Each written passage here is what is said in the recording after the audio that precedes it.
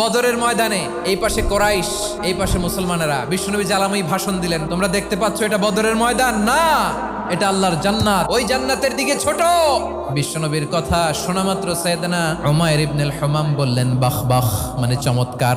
বিশ্বনবী বললেন মা ইয়াহমিলুকা আলা কওলিকা বাখ বাখ ইয়া উমাইর, আমার এই কথা শুনে তুমি কেন বললা বাখ বাখ? ইয়া রাসূলুল্লাহ, আপনার এই কথা শুনে আমি বড্ড খুশি হয়েছি, আর আমি প্রত্যাশা করছি আমি যদি ওই জান্নাতের মালিক হতে পারি তাহলে কতই না ভালো হতো। সুবহানাল্লাহ বলেন। বিশ্বনবী বললেন উমাইর আনতা মিন আহলিহা, তুমি ওই জান্নাতের অধিবাসী, তুমি জান্নাতি। উমাইর চিন্তা করলেন আমি জান্নাতি, নবীর মুখ দিয়ে যখন বেরোইছে ওই জান্নাতে তো আমার ঢুকতেই হবে, কিন্তু হাতে 3টা খেজুর খেয়ে যদি জেহাদের ময়দানে যাই তাহলে জান্নাতে যেতে তো দেরি হয়ে যাবে। এই চিন্তা আসা মাত্রই খেজুর 3টাকে তিনি ছুঁড়ে মারলেন, তলোয়ার বের করে আল্লাহু আকবার বলে বদরের ময়দানে ঝাঁপিয়ে পড়লেন। আল্লাহর শত্রুদেরকে কচুকাটা করে এক পর্যায়ে শাহাদাতের সুধা পেয়ে নিজেও জান্নাতি হয়ে গেলেন। পড়েন সুবহানাল্লাহ।